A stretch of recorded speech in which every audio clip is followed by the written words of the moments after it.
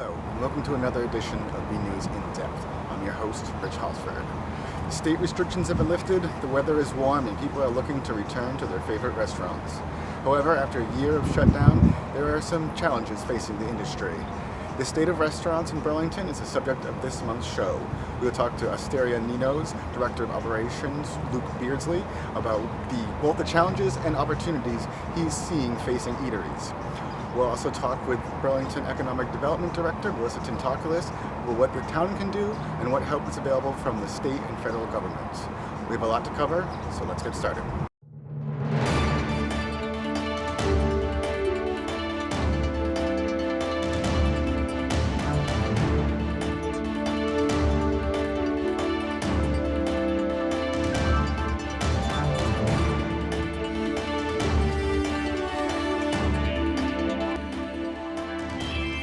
And I am now joined by Luke Beardslee, the Director of Operations for Osteria, Nino, and other locations, restaurant locations in the Boston area. Luke, thanks for taking some time and talking restaurants in this crazy time that we live in. Yeah, well, we appreciate the opportunity to kind of help to educate the public about what's going on in our industry because a lot of it's behind the scenes. So yeah, I think a lot of people, they just see whether or not the place is open, whether it's busy, and decide whether to go in or not.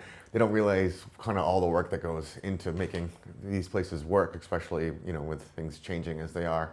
Let's just go back a little bit. Just talk about when the shutdown first happened. How did Osteria, Nino, and the other restaurants that you work with sort of had to adjust?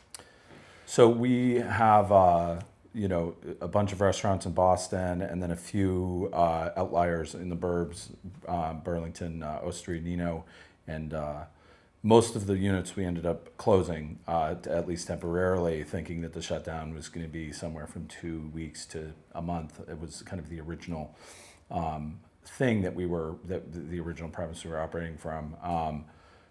We kept 3 of the restaurants open to do to-go service.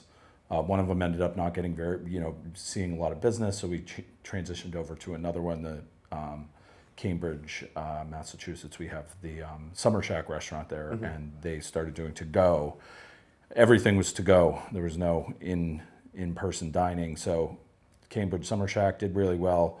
Osteria, Nino, and Burlington did really well with the pizza and kind of that comfort food stuff that people were really digging. And then I also, during that time, I was working at Harvard Gardens, which is in Beacon Hill, in a very tight-knit neighborhood, very popular place, just does very consistent business. And we did a ton of to-go out of there too with a very minimal staff. And as things started to kind of reopen a little bit, at reduced capacity, were you able to implement any of the outdoor seating and those sort of measures to kind of help keep things going? Yeah, we reopened all of our restaurants except for, I believe it was one place that we kept closed because it was at a hotel, and at that point the hotels weren't allowed to be really, I think the capacity restrictions were still really minimal, if not still closed. So yeah, we applied for extensions on our patios. Burlington, town of Burlington was super helpful with that and allowed us to do a lot over on 3rd Ave with the other restaurants there, really expand out in all that beautiful space that they have over there, which was a lifesaver for us. In the city, Boston was really good about working at patio extensions into the street, with good, kind of safety measures put in place and stuff like that. But we definitely capitalized on that immediately. Just total kind of sea change for us because it wasn't a huge thing for us patios usually in Boston. So yeah. Yeah, I mean, here in Burlington, at least, with 3rd Ave, you got the parking lot right there. It's a pretty good setup for, that sort of expansion. Yeah. And how was it as far as, retaining employees? Were you able to keep most people on? How did, that kind of work out? So in, I think, the 37 years of our kind of corporate structure, running restaurants in and around Boston, we'd never had to do mass layoffs, regardless of any kind of economic downturn or anything like that. We always kind of figured out how to make it work throughout. But obviously in this situation, having to close, 90% of our places, we did have to lay everybody off. We had a number of initiatives that we took on as a company to raise money for folks that were out of work, and with a lot of our partners and purveyors and other people that we work with in our supply chain who we have good relationships were extraordinarily helpful to kind of try and get money to some people who, everybody was getting unemployment, but people who are making tips, especially service staff and stuff like that, the unemployment that they're making is probably not equivalent to what they were receiving before. So yeah, we had to lay a lot of people off, and we immediately, upon reopening, reached out to as many of those people as we could to try and bring them back into the fold. And we're kind of getting back there now. Yeah. Has that been going well? Because, you hear that from a lot of places that they're having a hard time filling positions. Is that the case that you're finding, or is that it's location specific. So, in Burlington, it's been a little bit tricky at Nino to get staffing. In Boston, it depends on the neighborhood. The neighborhoods that are very close to some of the schools have had a lot of success. I work out of Back Bay Social on Boylston Street, and we've had a really good run of getting kids from Berkeley and some of the other schools around there in and working, especially kids who are looking for summer jobs, which has been great. But there's been some flight from the industry, I think, for a number of different reasons. I think, I think oftentimes people chalk the shortages up to just people getting unemployment, but I think it's a lot more complicated than that. There's people, restaurants can be pretty thankless sometimes, with thankless work sometimes, a lot of hours. I think some people figured out how to survive for a year and a half without working in restaurants, and probably weren't jumping at the opportunity to come back in some cases. And then we have some folks recently immigrated who were in the States working to support their family back home, or working to save up money, as people do, and without work for a year and a half. I personally had some friends that I've worked with who are from South and Central America who ended up moving back because there was just no work. Yeah. So it's hard to save money if you can't make it. You're not making it in living in a place that's more expensive than your regular home. Yeah. And so you talk about people interested in coming back, or hiring new people. How about is just as far as like finding the people who have like that prior experience, especially as things are opening and people are going out again? Has that been difficult, or? It has been difficult. I mean, again, depending on the location, like we've taken back as many people as will come back, who were working before. But it's also right now, it's really an employees market, which is great for hourly people and for servers, certainly for back of the house, the kitchen labor and stuff like that. If you go out and you're actively looking for a job, you're going to have 5 or 6 job offers immediately, And so I think that, as far as for employees, and I think that the tables will turn a little bit, which is good for employees to be able to make a little bit more money. People are being offered more money. There's a lot of retention bonuses that places are doing. Bonus after 3 months. For instance, our company's doing that for hiring for managers and for back of the house and front of the house staff. You stay for 3 months, you get X amount as a bonus, and that's something that we're advertising. And definitely the hourly wages are a bit higher than they were certainly pre-pandemic, because everybody's in a scramble to hire right now. So I think in the long run, it'll be a little bit tricky for the businesses, but we'll adjust. We'll figure out how to do that through pricing and stuff. And for employees, it provides a little bit more money, which everybody can use right now. So it's good for folks. Now, so we talked about sort of like over the last summer and into the fall doing the outsourced seating. Things are now back open. Everything's sort of like there's no capacity limits anymore. How has that transition been going? Well, it's been a little bit tricky because initially, the state had announced reopening in the beginning of August, and for our places in Boston, the city of Boston had said, we're going to wait for 3 weeks. We're going to be 3 weeks behind the state just because of population density, and Boston's been a little bit more cautious for good reason. But I think 3 or 4 days after that announcement was made, then they announced that they were actually doing it in 12 days, I think it was at that point. So everybody's it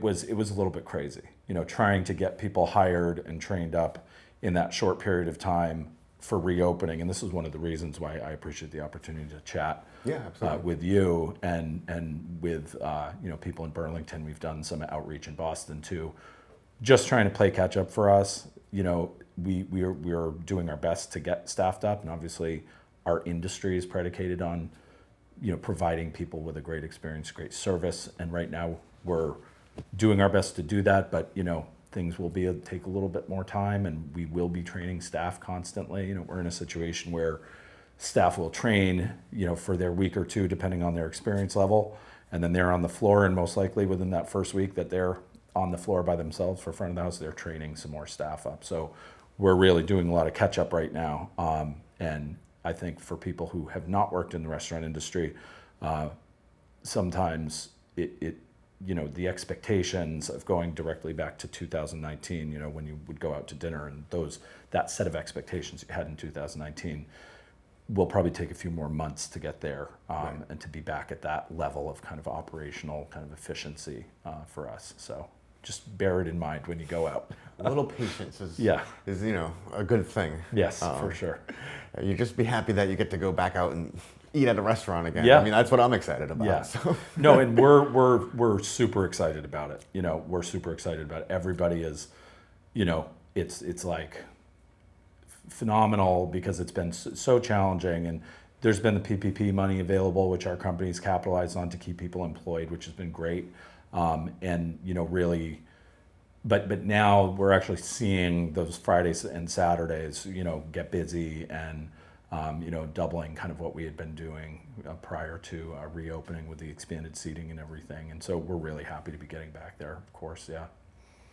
And we were talking before when we started taping, you said another kind of challenge that the industry is facing that people might not realize is that the pandemic impacted not just people coming to work, but also the supply chain all the way down. So what's kind of like, the impact of that? So yeah, that's something that, speaking with people from a number of industries, has been an issue. Specific to restaurant stuff, one of the things that is really relevant right now is that some of the supply chains for food, especially with meat fabrication production, so like the meat processing plants are also having a real challenge hiring and retaining people right now. There's a lot of people out of work, a lot of people have left, again, probably not the most forgiving industry to work in on a factory butcher line. And then obviously people, if there is, COVID, which is, COVID is still there, it's not gone. No. So if there is, any kind of COVID symptomology in one of the factories, the factory has closed down. So some of these factories that might have previously been operating at like a 99% fill rate for orders are operating around a 70-75%, and then of course that gets kind of like taken downstream to some of especially LLCs, like smaller local restaurants like what we run. Some of the big chains, they're going to have contracted chicken wings for 3 years, and pre-bought all of that. That's not something, even for us as a medium-sized restaurant group, we're adjusting to these changes, and sometimes it's just we won't be able to get things for like a week or two. Glassware, plates, like stuff that you wouldn't really think of, but everybody's feeling those effects. And the one other big one is delivery drivers. CDL license. I know a few companies that are paying, like one of them that I heard of is paying $20,000 sign-on bonuses for CDL drivers. But the reality is that it's a 6 month process to get your CDL license. So even with these things, we're still looking at several months. So, shorted orders, not having enough drivers to do deliveries for the restaurants, like those are all things that we're kind of navigating right now. A lot of international stuff when it comes to like alcohol or specialty stuff, olive oils and stuff like that. Some of this import stuff might be out for a couple weeks, so we're grapefruits, for instance. There was no grapefruits for 3 weeks. So these are all kind of curveballs that we're just kind of trying to adjust to through the thing. And I'm sure there'll be more over the next year, probably. Yeah, and I think it's just good for people watching just to kind of understand that there's a lot going on behind the scenes that maybe you don't see when you just show up and sit at a table. So yeah, for sure. So as far as changes of practices that were adopted over the last year? Anything continuing moving forward? Is there any changes to like extra cleaning? Are you guys still requiring employees to wear masks? Like, if people go out, what can they expect to see? It's really on a case-by-case basis. Initially, when the full reopening was announced, we decided, we got the operations directors together and our senior vice president of operations to kind of figure out how we wanted to move forward. Vaccination rate in Massachusetts is phenomenal in comparison to the rest of the country. We've been ahead of the curve on that, which is great. But even so, I think when the reopening first happened, we were at like 45 or 48% vaccination rate. And so, one of the things we're struggling with is like, those other half of the people who are vaccinated, like some of them probably don't really care. Maybe some people have had COVID and aren't as concerned about it, but there's still some segment that's going to be worried about it. So initially we decided to keep everybody masked up. All the employees, kitchen, front of the house, back of the house, management, everything. And then after several weeks of, however many weeks it's been, 3 or 4 weeks since the full reopening, it's become very challenging because now we have bar seating, we have full bars, and on a Saturday night wearing a mask, you can't hear anything, that you can't communicate with patrons, and in some of our busier locations, if you have 150 people, in your restaurant standing on a Friday, Saturday night, It's like the mask probably isn't doing that much anyways. So what we've decided at this point is that if you're vaccinated, you're not required to wear a mask. And obviously we can't require anybody to prove that they're vaccinated or not, but we're asking everybody, if you've gotten your vaccinations for COVID, then it's fine to not wear a mask. If you haven't, we're asking our employees to continue wearing a mask until they're vaccinated. Yeah. I mean, we all have to have a little bit of good faith, trust in each other. Yeah, right now, for sure. Always, yeah. So, I mean, if anyone's watching, they maybe have been hesitant to come out to a restaurant because, they're just sort of used to being in lockdown. Any words just to sort of encourage them to swing by 3rd Ave and pay you guys a visit? Well, yeah, in reference to Nino, I can tell you that we have a massive amount of outdoor seating. So for people who are still feeling a little bit uncomfortable about indoor dining, we probably have one of the biggest patios in Burlington. I think there's like 100-something seats on that patio. So we company-wide, we've invested in, not that we've needed it the last week or two, but some really nice heaters for later evening service. And that's certainly one of the things that we're working on, is just making sure that there is a space for people who, we haven't closed down any of our patio extensions. We're trying to keep them for as long as we can, so that for that contingent of people who are still a little bit uncomfortable with the indoor, that they have a lot of outdoor dining options, which is a lot, a bit safer, Yeah.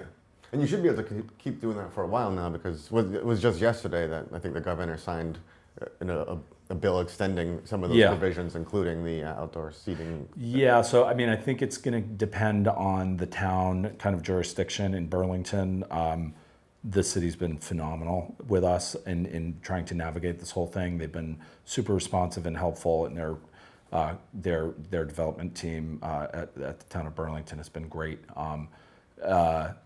In Boston, they haven't made us take out our extended patios.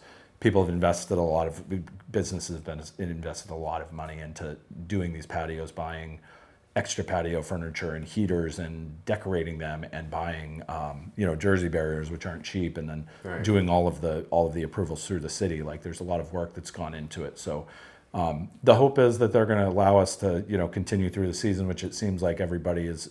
We haven't gotten any directives to shut anything down. Boston has gotten very tight about the restrictions on when you can be on the patio. Before, they weren't really checking in on it too much, but now they've been very specific about 10:30 Monday through Sunday through Thursday, and then Friday and Saturday 11:30.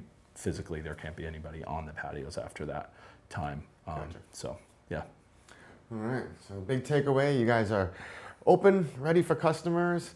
Things might be a little bit slower, so people should have some patience, but they can come down to Nino's and have a nice meal and a good time. Yeah, definitely, and we just really appreciate everybody's support. Who have ordered from Nino and come in and done pickup orders, and done to go through the pandemic. He kept a lot of people employed, and we can't say how much we appreciate the patronage. throughout the pandemic. Yeah. I'm glad to hear it. Yeah. All right. Well, I want to thank you for taking some time and talking about, sort of the things that people might not know what's going on with the restaurant industry, and coming down and sharing your thoughts. Yeah. When we appreciate the opportunity, really. So come see us at Nino. Absolutely. All right. Get some pizza. And now for a look at what the town is doing to support all of its restaurants and ensure everyone is successful, we go to my interview with Economic Development Director Melisa Tintocalis. Let's check it out. And I'm now joined with Burlington's Economic Development Director, Melisa Tintocalis, to talk about all things restaurants in Burlington. Melissa, how you doing? Good. How are you? Good. Good to have you back. Yeah, thanks. 2 months in a row, you're on In Depth. Thank you. So just, I guess, starting, I know you're out in the community a lot. I know you're talking to people a lot. What are you hearing as far as the restaurants, what they're sort of facing right now as things are reopening more fully? Well, generally, there's a lot of optimism because the demand is high. There's a real surge. So most of our restaurants are experiencing high demand in terms of, reservations and people coming in. And I think not unlike, reports that have been, kind of touted nationwide that, labor still remains a problem. Hiring people and onboarding people, there's still a shortage there. And when I talk to the Massachusetts Restaurant Association, kind of get a sense at a kind of bird's eye view of things, they're thinking there's a number of factors, involved with that. Things that people have talked about, everything from, some daycare to some of the subsidies for unemployment. But it's, it's much more complicated than a lot of people, just kind of see on the surface. Right, so the narrative has sort of developed that, people are getting this extra unemployment money and therefore they're not going back to work simply because of that. But that's not necessarily the only story going on. Right. We were talking just briefly, everything from some of the immigration and people who might not be documented, might have more challenges now. Also, aside from, the labor alone, some of the challenges that restaurants are facing are around just products and supplies. A lot of restaurants are looking for, chicken and steak tips and stuff like that. So those supply kind of disruptions still exist. So that's been a little slower to get some of the products out to the restaurants as well. Yeah. And is there anything, that the town can do to help fill in, get employees to restaurants? Well, in terms of employees, we haven't done anything specifically in terms of kind of job notices. We're working on some other elements of kind of creating the connection for employees to jobs. We're helping get the 351 back on track. So that was suspended during COVID. And now we've been working with the MBTA over the last couple of weeks on locating a space so that they can bring back that service at the end of August to help not only kind of make connections to Alewife, but bringing people into kind of the 3rd Ave corridor and the Burlington Mall. So that really, I've talked to Wegmans and some of the restaurant owners there that's going to be really helpful as well. Okay. Yeah, so helping with that transportation part. Yep. And kind of getting that up and running. Now I know that there are some things that the state has done recently as far as like allowing restaurants certain what were considered emergency provisions to be extended. Do you want to talk about those? Yeah, I think it's been interesting to see that some of the practices during COVID, that kind of took place. Some of those things we kind of really want to retain, the outdoor seating, some flexibility with how we use parking lots, sidewalks, that kind of thing. So here in Burlington, we've essentially been really supportive of our businesses. We had the task force that was able to take any restaurant kind of request, just not even restaurants, like business requests that came in that wanted to do something a little more creative and safe outdoors. And we were able to facilitate that through kind of an emergency task force. And now what we're looking to do is make that more permanent. So we're conceptually at this point looking at how we could get some zoning bylaws or regulation that would allow for seasonal outdoor seating permanently. So, and that would be like that expanded into parking lots and Yeah, things like that? currently the state has allowed the expansion of what we see now until April 2022. And that's really about the alcohol serving outdoors. But going forward, what we'd like to see is, maybe on a seasonal basis, facilitate that without too much paperwork, without a heavy special permit process, and get those businesses out there and allowing to just, kind of enliven their space with more outdoor opportunities. Yeah, so, you talked about some of the practices that we learned from during the last year. Are there other things that, the restaurants you're hearing from them that's saying like, oh, this change that we underwent, we kind of like this, or? Yeah, I mean, the outdoor seating would probably be the most. Yeah. There's some, to-go cocktails that was kind of popular at one point. Less so now because I think people are interested in, kind of being someplace and hanging out with their friends. We would say probably that was what we got highest number of requests was around the outdoor seating. But even places like fitness organizations wanted to do things outdoors and just be able to change it up a little bit. And I think that's what we want to allow for going forward. I think that, I personally enjoy dining outdoors quite a bit. Yeah, and in Boston, in the Boston area, generally speaking in New England, it's a limited window of time, Sure. right? So it's only something we can do on a seasonal basis at this point, and that's why we want to kind of take advantage of that good weather. And is there anything that kind of like bumps up as far as like, seating capacity? If you have more outdoor seating, does that mean you have less inside? Like, how do they kind of strike that balance? And is that something that you might work to change or? Yeah, I think that's, most things, and this is just for most communities, not just Burlington, but the seating capacity is tied into some of the physical kind of layout of things, and that's usually parking or maybe plumbing and number of bathrooms. So what we're trying to figure out is how you could still have that same number of seating but allow it to float indoors or outdoors. So on a rainy day, maybe no one's out there, you can kind of still keep that capacity, but on a great day no one wants to be inside and you're allowing people to be outdoors. And how do we do that in a regular manner and keep people safe as well, but really encourage that too. Now, I think, if I'm not mistaken, you were at a Board of Selectmen meeting a couple months ago at this point, and you were talking about sort of like allowing more like special events at restaurants, like, I don't know if it was like music or making it easier for them to get sort of things, entertainment that sort of tied to drawing people to certain parts of town. Yeah, so there's other elements of what we call placemaking that we've been working on specifically for the town center. So those efforts, and it's kind of tied into a larger kind of revitalization for the town center effort, might not just be tied into one business per se, but it's for the business area. So things that we're trying to do is look at maybe, being able to coordinate with property owners to do a beer garden, coordinate with them to do a pocket park, coordinate with them to do some pop-up mobile vending with some, I want to say, mobile trucks or food trucks. It doesn't only have to be food. There's different kinds of variety now. There's like a flower shop, ice cream, and there's a lot of variety.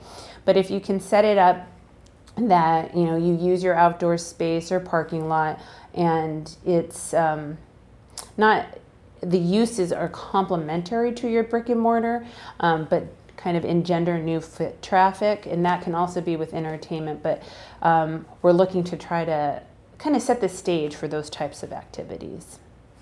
And you mentioned the town center, and I think it would be good to talk about that for a little while. Yeah. Now, I know there's something that like you worked with consultants for, I think it was called the Rapid Recovery Program. Yes, plan. you're right. Can you talk a little bit about what that found?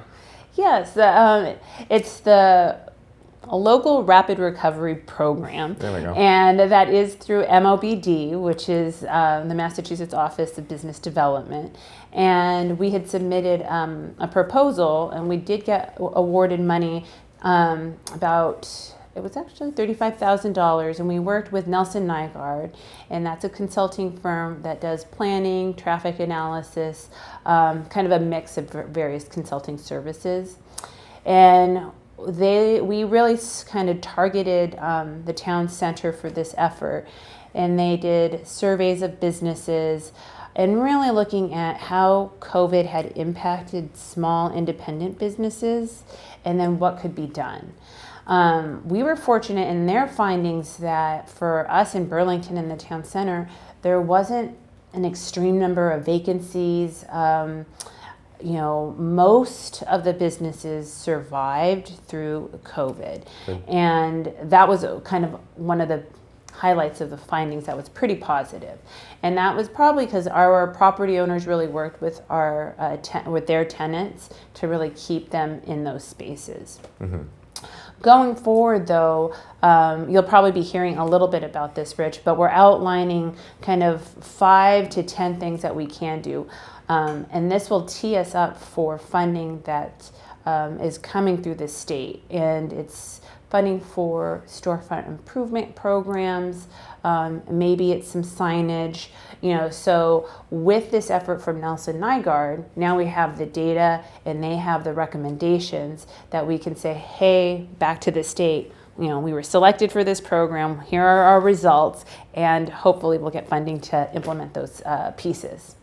So it's pretty much you gotta show that you're kind of making the effort, and that opens up possible funds from the state. Because definitely, well, the state likes to see that not only that you have some momentum, but that you have a record of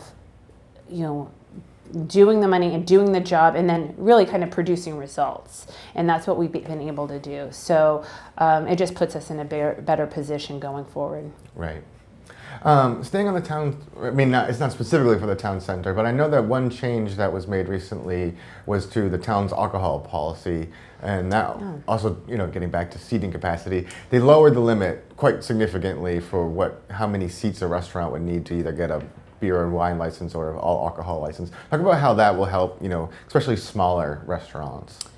Yeah, so in many communities, actually, there's not a minimum seating capacity to have an alcohol license, whether it's beer or wine or all alcohol.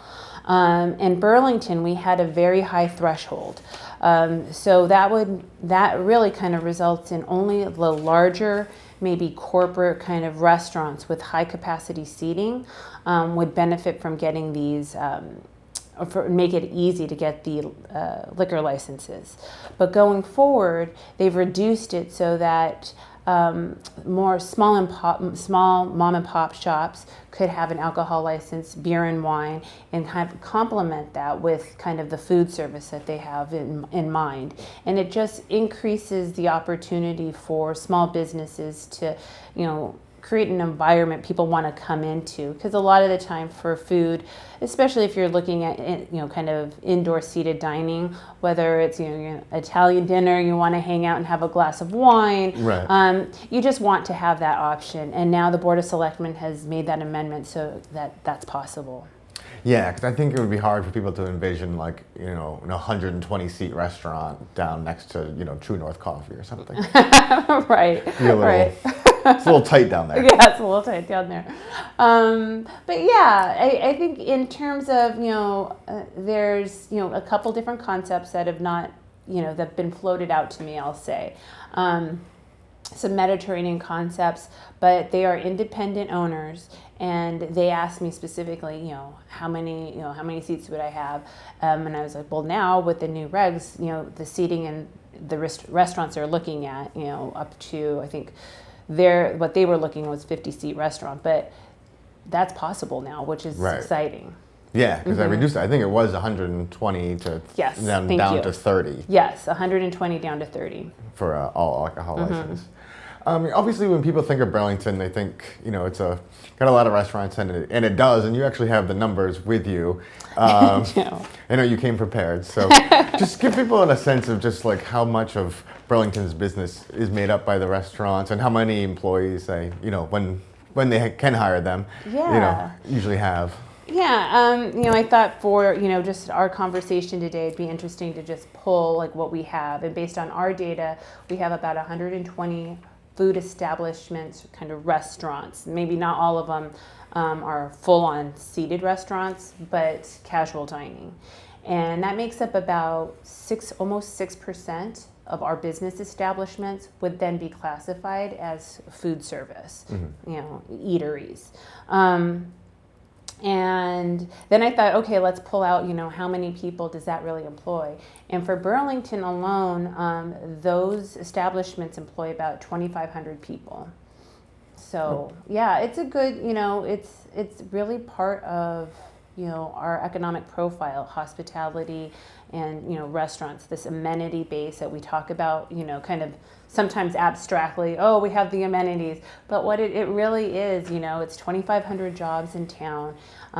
It really kind of helps feed people when they're, whether they're kind of here in business as, things are opening up as we're seeing, or, just getting together socially. So that's kind of where it connects. And is there any sense or any idea of anything the town could do to help, inspire the corporate offices to maybe reopen, get their employees back here so they're going out to lunch and eating at all these restaurants? We've talked about it at a high level with commercial property owners, and everyone seems to be in a different kind of stage. Their tenants, some are coming in July, some are waiting till September. But there is a sense, even with companies, I'll use Salesforce as an example, that we heard was kind of going completely permanent work from home. They've renewed their lease and they have actually taken on more lease space to kind of spread people around and have more collaborative space within our building here in Burlington. And I think, based on what I'm seeing, there is some downsizing. People are coming back, but there is this real trend of bringing people back for the collaboration because, I think one person had kind of explained to me that maybe individual productivity, it was fine at home, if not a little better for some folks. Mm-hmm. But the trade-off was that, work culture, identity, and collaboration, which tipped down. So you had that scale kind of tip the other way. And so I think most companies want to kind of get back to that balance. So the peak daytime population is still something we're yet to see. It seems like things are getting a little bit back to normal because, if you drive around in the middle of the day, traffic is definitely at least close to what it used to be. Yeah, no, I feel like that too. I feel like there's a hustle. There's, in most places, people have come back at least some kind of hybrid. So I think that's kind of what I'm kind of curious to see is like how much hybrid when things kind of come to the end of summer. Yeah. And just anything kind of else coming down the pipeline that people might be interested in as far as assistance for businesses or trying to get things kind of cooking again? Yeah, kind of some, two initiatives just behind the scenes that might not be a direct impact for some of our small businesses. We're going to look at a PACE program with mass development, and that's kind of it's a low interest loan to help property owners improve the kind of efficiency of their building, whether it's going solar, whether it's getting better windows. The state has a program that can provide a low-cost loan to those property owners, but the community, in our case Burlington, would have to opt in. So you'll probably be seeing that at the Board of Selectmen within the next month or so. Okay. And we're looking at how to identify and use the state's priority development program as a way to kind of target some of our private sector investment down the Blanchard Road corridor. So if you recall, we had the zoning change along, I think it's almost 9 properties along Blanchard Road that had the zoning change from the IG to IH. So we want to look at how we can maybe better use the state program to spotlight those properties to kind of give a little boost. It doesn't add too much financing, but it puts it in the state's inventory to highlight, especially when there's maybe interest from out-of-state job creators. Okay, excellent. And I know obviously the push for biotech and getting more people in, and then they will go to the restaurants and eat the food. Yes, so it's all kind of works together. Right, the virtuous cycle. Exactly. I guess the last thing is, it feels like a year ago, or maybe a year and a couple of months ago, when we were starting to realize just how much things were going to be shut down and for how long, perhaps. There was a lot of, consternation, a lot of fear. How do you think Burlington overall so far did, in response to the pandemic? Because I know, like you said, we don't have a lot of vacancies in the downtown area. Right. It seems like things kind of may have been okay. I would say yes. I mean, I think, you obviously have your connections with Board of Health who probably have those numbers right, at their fingertips. Sure. But, from what I can tell, the businesses that are in town, the larger scale corporate businesses, took it very seriously and acted very quickly, and that did help. I mean, and I think some of them would, say, it definitely hurt their bottom line. But in terms of safety, it really kept, their employees safe. I think as, a municipality and an organization running, I think the community, administration was able to pivot and use a lot of their technology and still, keep things running. So I think that was very much, it's just, I think, commended by the business community from what I've heard, as well as, just being here and being responsive to things still going on. And then in the small business community, it really felt like people wanted to take care of one another and take care of their clientele. So I felt, from my experience, that people were very attentive to, following the rules and trying to help things, get better, stop the spread. So I was really encouraged by the way people acted throughout the entire pandemic. Yeah, and hopefully, now as more people get vaccinated, summer's here, we'll just keep growing and getting better. Grow the optimism. Exactly. I look forward to getting back out to some of the restaurants that I haven't seen in quite a while. Oh yeah, me too. Well, I know you're always busy, and I appreciate it every time you take the time to come and chat with us and share your thoughts with our viewers. So once again, thank you for coming in and being on the show. Oh, Rich, thanks for having me. Appreciate it. All right, we will talk to you soon. Okay. So there you have it, an in-depth look at the challenges and opportunities facing Burlington restaurants a year and a half after the pandemic. I'd like to thank my guests, Osteria Nino's Luke Beardslee and Economic Development Director Melisa Tintocalis. I'd like to thank all of you for watching. We'll be back with another edition of BNEWS In Depth next month, so stay tuned.